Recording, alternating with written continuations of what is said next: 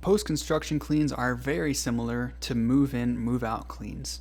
The place is going to be likely empty unless it was just a portion of the house that was remodeled, such as the kitchen or bathrooms or something of that nature.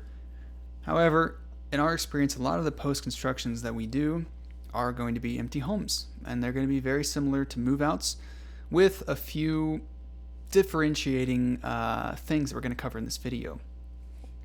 Number one, let's go ahead and start here in the kitchen.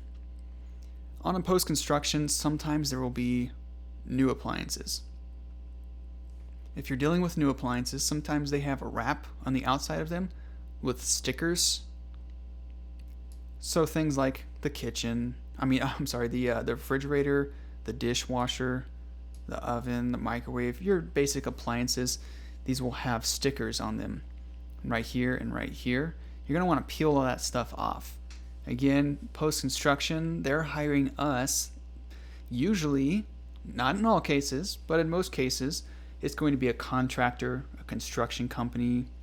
It's going to be someone like that that's hiring us to come in and do the final clean, is what they like to call it, post-construction clean or final clean, before handing it over to the customer.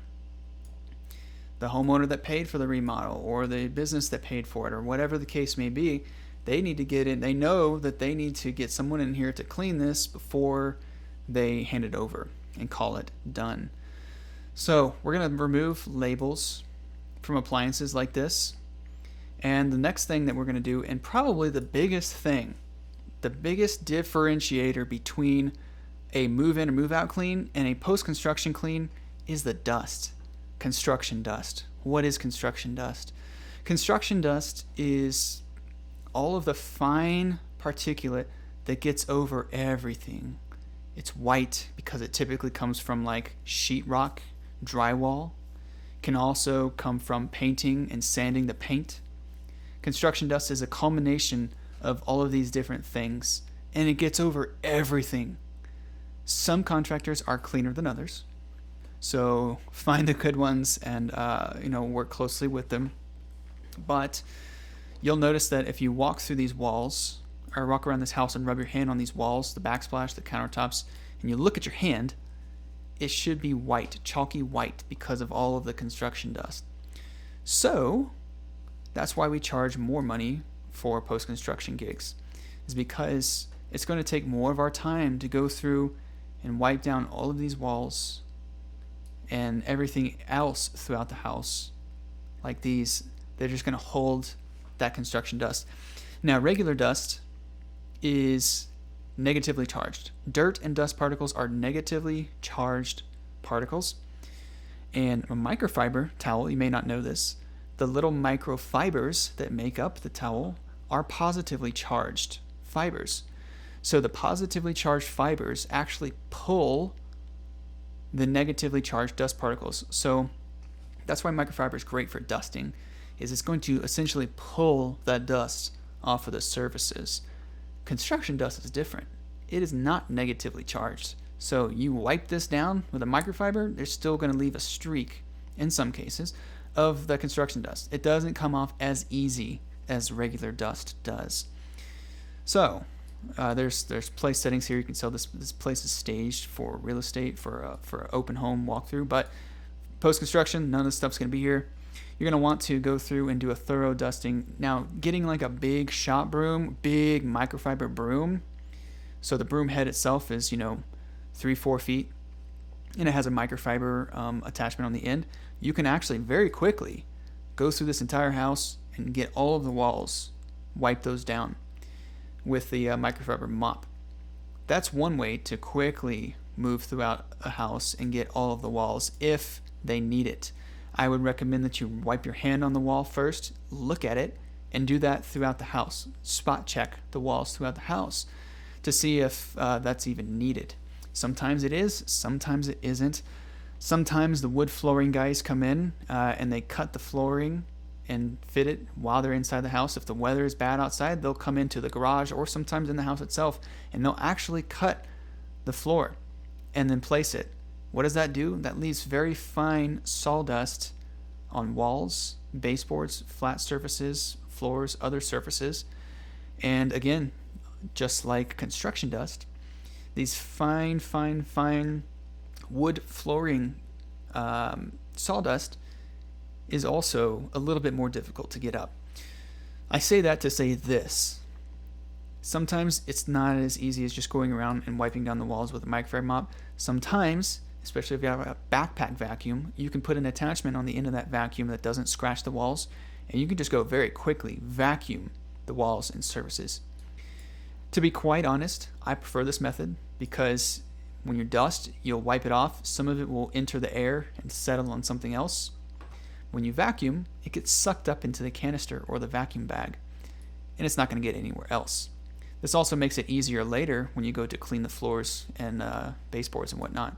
So I like to go and vacuum everything first in a post-construction unit, especially if it needs it. Again, do your hand check.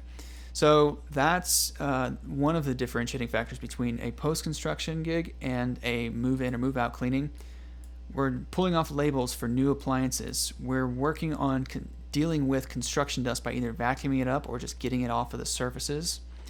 And we're doing that by either wiping down the walls or surfaces or vacuuming that stuff up. Other than that, the post-construction is going to be very similar to a move-in or move-out clean. We're still going to get the inside and outside of the cabinets. If these are brand new cabinets that were put in, brand spanking new, because this was a remodel, right? Then there will be sawdust and whatnot and dust inside of these cabinets. So it's a good idea to vacuum first and then wipe them out. And then on the outside, if these were like freshly painted, they may look brand new. So if that's the case, don't take your Murphy's Oil, your all-purpose cleaner, and clean the outsides of them. Just take a perfectly dry microfiber rag and go over it to get the dust off, and then check. Does it look good? Are there any contractor, construction worker hand smudges on there that you might need to use your all-purpose spray for? So that's something different between a post-construction. If it doesn't need to be cleaned, don't clean it, especially if they're brand spanking new. They haven't had any use anywhere. We just want to vacuum them out, make sure that they can put their clean dishes in there, they're ready to go. So vacuum out the sawdust, wipe down the surfaces with a dry microfiber towel, including the inside and outsides of the cabinets, the backsplash, things of that nature. Okay, glass all gets cleaned throughout the house, just like a move out. Sometimes there'll be dirty prints when they installed it and whatnot. You just want to go ahead and give those a good cleaning, a good initial cleaning with some glass cleaner or some water and a microfiber rag. Check the inside of the fridge too if it's a new appliance. Sometimes there will be some stuff on the inside of the fridge. We want to go ahead and pull that out if needed. In most cases though, it's fine. You can just leave it because there's nothing in there to begin with. It's brand new. Okay, let's go find a bathroom and talk about some of the differentiating factors between a move-out clean and a post-construction clean in a bathroom. So here we are. This actually looks like just a little half bath. So let me see if I can find the master bath. Okay. So here we go. We're at the primary bathroom now. This looks freshly remodeled. Awesome. Let's talk about some of the things that you're going to need to do in a bathroom for a post-construction cleaning. Similar to the rest of the house, you will likely have, post-construction dust over vertical and horizontal surfaces, so check on that first. Get rid of that if you need to with a vacuum or a microfiber mop. Okay. The next thing is going to be paint overspray. So sometimes they will install mirrors and fixtures and stuff like this before painting, or they need to come back and just do some touch-up paintings. They call up the painting subcontractor and say, hey, you did a lousy job on this address and this bathroom. Go ahead and please touch that up for us. And then the painting contractor will come back in. The subcontractor who's doing all the painting work will come back in and then just put a piece of cardboard and spray this. But they'll get overspray on the mirror, on the fixtures. If that's the case, you need to take a plastic scraper or whatever means necessary to get that stuff off. All right, it is your duty as a post-construction cleaning company, as a cleaner for post-construction, to deal with paint overspray, which brings me to my next point, plaster overspray or just plaster sloppiness. So a lot of times when they're doing new tubs installations, new tile installations, the grout, the plaster will get on the tub itself. It comes off very easy, so just plop it off there with a plastic scraper, but you will need to check on that. sometimes there'll be excess material. They'll use the sink, which I hate this, but they'll use the sink to mix up like plaster for the shower. And if they do that, sometimes they get it on the edge of the sink, on the marble or on the granite, in the sink bowl itself, on the fixture. You'll see a white handprint on the top of the sink fixture because they don't care. They just know that they're doing this job for them, and that the plumber or the cleaning company will take care of this. So yes, it's our duty to take care of any paint overspray, plaster sloppiness that you see on the tile and grout in here. So when they're placing in the tile, you'll see smudges on there. A lot of them are pretty good about getting that off initially, but you may need to spend some extra work to get that off. If it's this post-construction and this is like a new shower door, oftentimes there's no soap scum to get off, which is great. That's why we love post-construction. But make sure you clean the glass still. Use your glass cleaner. You can squeegee it to get a nice streak-free shine. If it looks really good already, just go over it with a dry microfiber just to make sure there's no construction dust or dust on this glass here. Check the tracks as well. The flooring, if there's any debris around the drain, you're going to want to pick that up, like, you know, plaster, grout work, anything like that. Okay? Same thing with toilets. There can be some overspray from paint. There can be some grout and whatnot on here, some plaster. Get that off of the bowl. Clean the toilet. Sometimes there will be plastic on the toilet bowl, on the seat, so pull off that plastic. Make sure that everything looks good around the toilet. And then lastly, the last thing I want to say about this post-construction in bathrooms, and this honestly goes for the kitchens as well, anywhere where there's going to be, you know, fixtures, sink fixtures, faucets, toilets. Sometimes you'll notice when you're cleaning it, it'll rock side to side. That means that it was not properly caulked into place.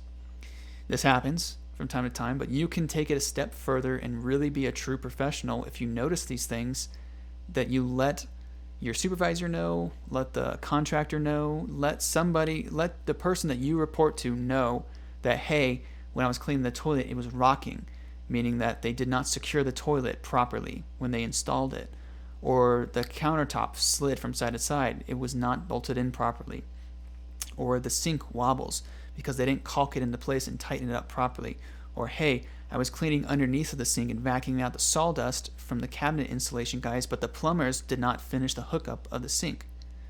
This should all be done by the time you come in for the quote-unquote final clean. So if you notice that something's out of place or that something's not hooked up, you need to let somebody know so that they can address it with the proper party.